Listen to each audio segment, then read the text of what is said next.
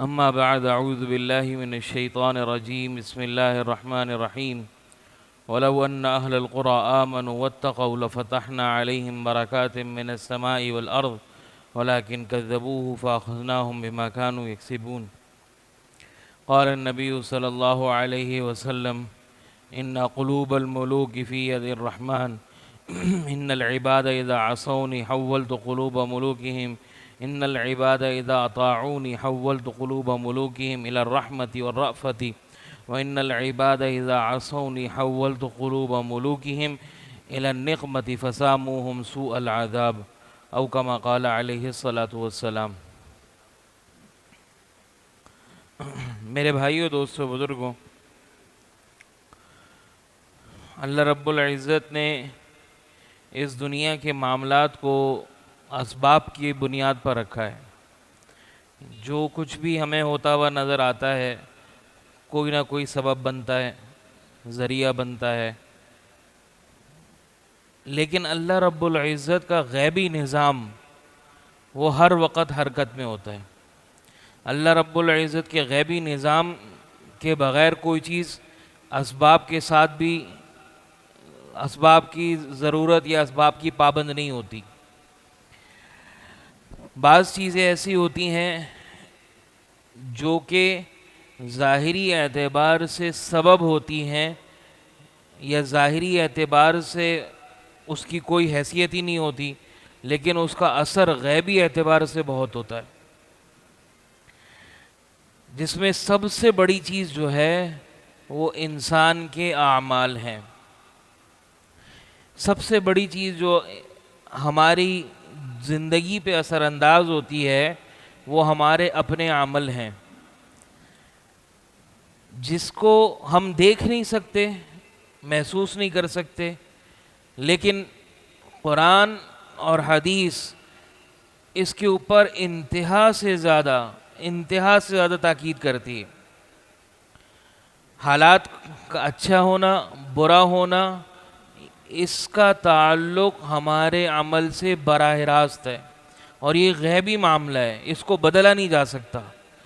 پوری دنیا کے لوگ بھی اس حقیقت کو نہیں بدل سکتے جو قرآن میں اللہ نے کھول کے بیان فرمائی ہو، واضح طور پہ بیان فرمائی ہو، کئی مرتبہ بیان فرمائی ہو، کئی طریقوں سے بیان کر دی ہو. اس کو نہیں بدل سکتے ہم. دنیاوی اعتبار سے اپنے حالات کو بدلنے کے لیے کتنی ہی تدبیر اختیار کر لیں، لیکن جب تک ہم اس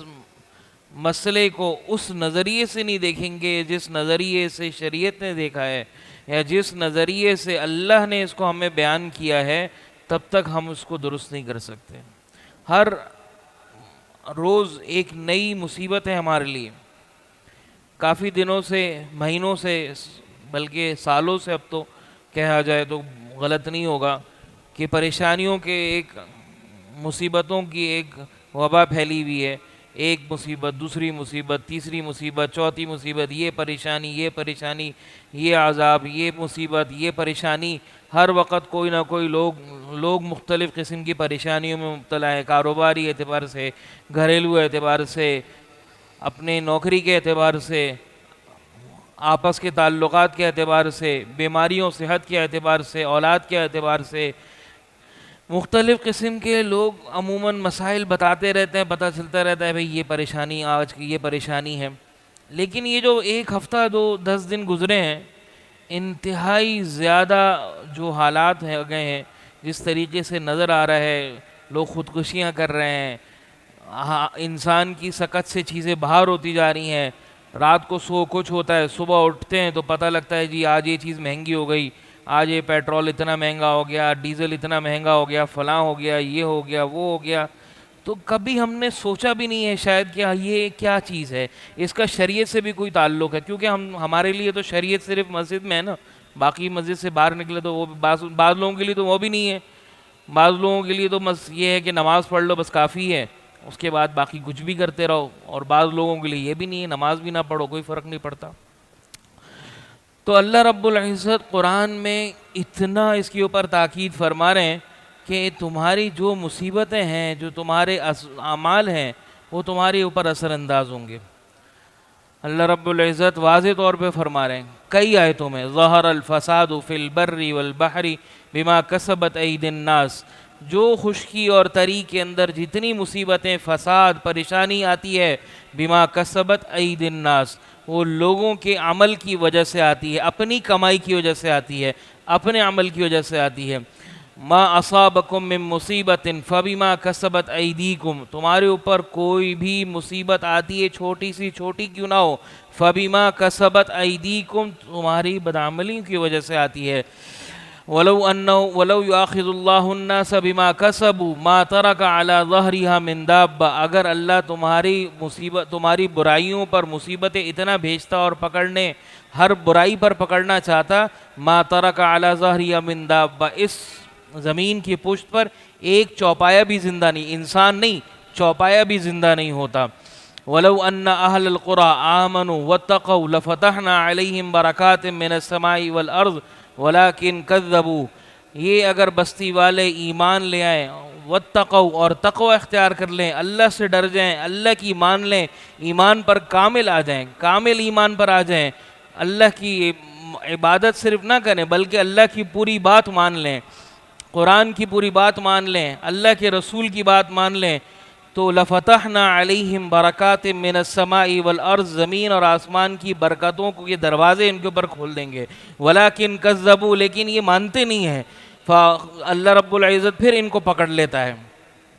افامن اہل القریٰ ان یأتیہم بأسنا بیاتا وہم نائمون، کیا یہ بستی والے اس بات سے بے خوف ہو گئے ہیں کہ اللہ کا عذاب رات میں آئے اور وہ سو رہے ہوں؟ اوامن اہل القریٰ ان یأتیہم بأسنا ضحی وہم یلعبون، کیا یہ لوگ اس بات سے بے خبر ہیں کہ دن دہاڑے اللہ کا عذاب آ جائے اور یہ اپنے مستیوں میں لگے ہوئے ہوں، کہ ان کو کچھ ہوش نہ ہو اس بات کا؟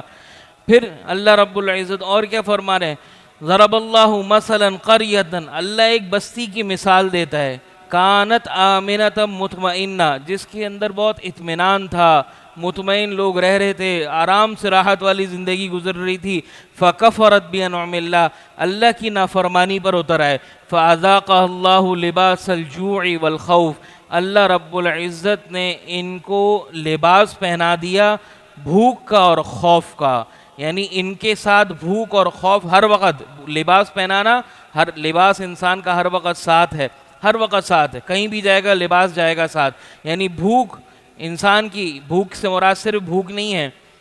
معیشت کی تنگی، رزق کی تنگی، پریشانیاں رزق کے اعتبار سے ایسی ساتھ چپک گئیں جیسے لباس چپکا ہوا ہے ساتھ، والخوف، ہر وقت بدامنی پھیل گئی، جہاں گھر سے باہر قدم نکالو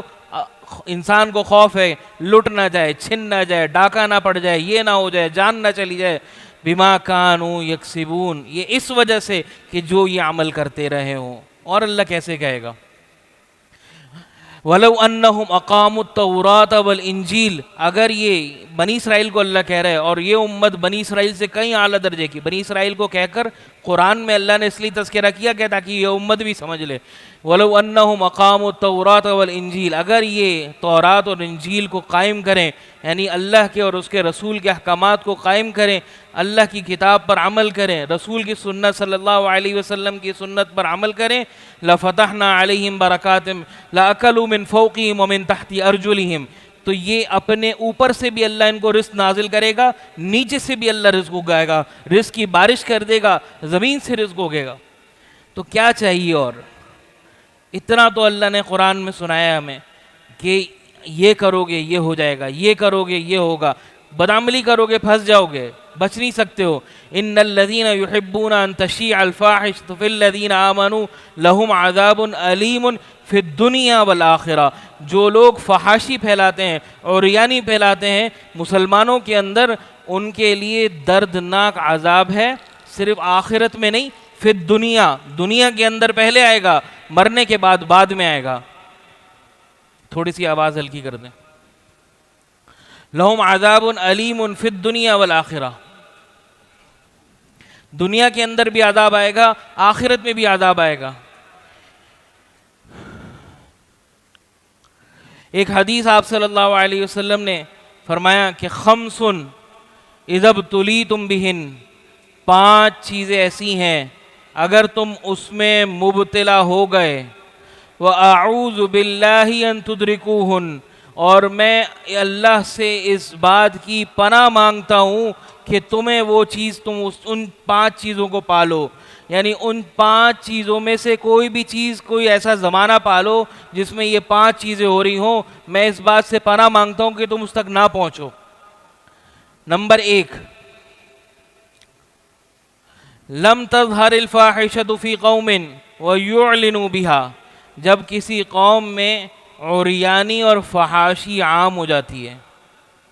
جب کسی قوم میں بے حیائی عام ہو جاتی ہے، وَيُعْلِنُوا بِهَا، اور علی الاعلان ہونے لگ جاتی ہے، بے پردگی اعلانیہ طور پہ ہوتی ہے، اللہ کی اتنی بڑی نافرمانی کو لوگ نافرمانی نہیں سمجھ رہے ہوتے، باپ اچھے خاصے حلیے میں جا رہا ہوتے، بیٹی کس حلیے میں جا رہی ہوتی ہے کچھ پتہ نہیں ہوتا، بیگم کس حلیے میں جا رہی ہے کوئی پتہ نہیں، گھر والے کیا پہن رہے کیا نہیں پہن رہے، پردہ کر رہے نہیں کر رہے کچھ پتہ نہیں، اور اس کے اوپر اعلانیہ طور پہ ہی گناہ کرنے لگ جاتے ہیں۔ تو اللہ آپ صلی اللہ علیہ وسلم فرما رہے ہیں الا فشا فیہم الطاعون، وبائی امراض پھیلنا شروع ہو جاتے ہیں۔ نمبر 1، وبائی امراض پھیلنا شروع ہو جاتے ہیں، والاجواع، صرف وبائی امراض نہیں، مختلف بیماریاں بھی پھیلنا شروع ہو جاتی ہیں۔ لم تکن مضت من قبلہم فی اسلافہم، وہ ایسی بیماریاں ہوتی ہیں جن کے اسلاف میں نہیں پائی جاتی ہوں گی، وہ جن کے پرانے آباء و اجداد نے سوچا بھی نہیں ہوگا کہ یہ کوئی بیماری آ سکتی ہے ایسی۔ دوسری چیز، لم ينقص المکیال والمیزان، ناپ تول میں جب قوم کمی کرنے لگ جاتی ہے، ناپ تول کے اندر کمی بیشی، دھوکہ دھڑی، جھوٹ سے، دھوکے سے، فریب سے، کسی بھی اعتبار سے ناپ تول میں کمی کرے، چاہے وہ نوکری کرنے والا ہو تو اپنے وقت میں کمی کرے، بیچنے والا ہو تو چیز میں کمی کرے، کوالٹی میں کمی کرے، معیار میں کمی کرے، لین دین کے معاملات خراب کر لے، تو کیا ہوگا؟ اللہ رب العزت آپ صلی اللہ علیہ وسلم فرما رہے ہیں کہ ان لوگوں کے اندر ایسا قحط پڑ جائے گا، الا اخذوا بالسنین، قحط پڑ جائے گا، صرف قحط نہیں پڑ جائے گا، اگلی والی بات اور آ رہی ہے کہ اگر اس کے ساتھ ایک اور چیز آ جائے، وَلَمْ يَمْنَعُوا زَكَاةَ أَمْوَالِهِمْ، اور اگر یہ لوگ اپنے مال کی زکوٰۃ دینے سے منع کر دیں، مال کی زکوٰۃ نہ دیں، لَمْ يَمْطُرُوا مِنَ السَّمَاءِ، آسمان سے بارش نہیں ہوگی، اور لَوْلَا الْبَهَائِمْ، اگر یہ چوپائے نہ ہوں زمین پر،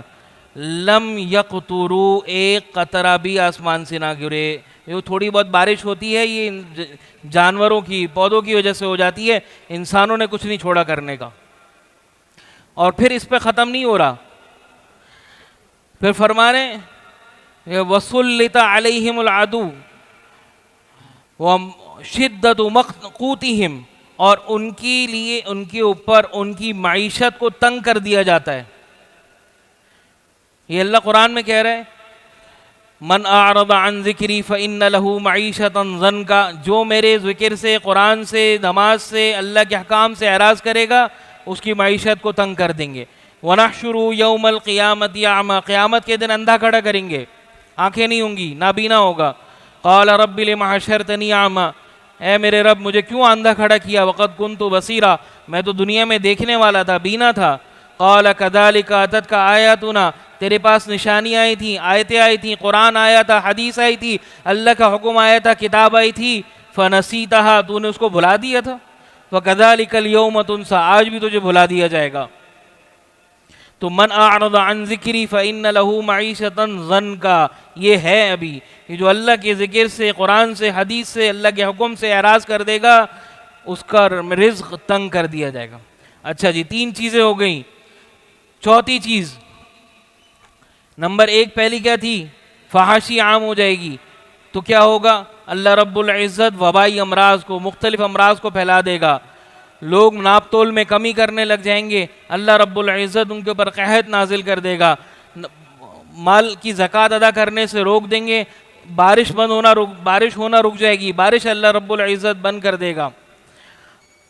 پھر وَلَمْ يَنْقُضُوا عَهْدَ اللَّهِ وَعْهْدَ رَسُولِهِ، اللہ اور اس کے رسول کے حکم کو توڑنا شروع کر دیں گے، اللہ اور اس کے رسول کی نافرمانی پر اتر آئیں گے، الا سلط علیہم العدو من غیرہم، اللہ باہر سے کوئی دشمن لائے گا اور مسلط کر دے گا، باہر سے کوئی دشمن لائے گا جو ان کا اپنا نہیں ہوگا دشمن، باہر سے کوئی دشمن لا کے ان کے اوپر مسلط کر دے گا، اور وہ دشمن کیا کرے گا؟ فَيَأْخُذُ مَا فِي يَدِهِمْ، جو ان کے ہاتھوں میں بھی چیزیں ہوں گی نا، جس کے وہ مالک ہوں گے، جس چیزوں کے، جو چیزوں کے اوپر وہ قدرت رکھتے ہوں گے، وہ بھی چھین لے گا۔ IMF کو مسلط کی ہے اللہ نے، جو ہاتھوں میں بھی چیزیں ہوں گی نا، اللہ اس کو بھی چھین لے گا، وہ اللہ نہیں چھینے گا، وہ دشمن چھین لے گا۔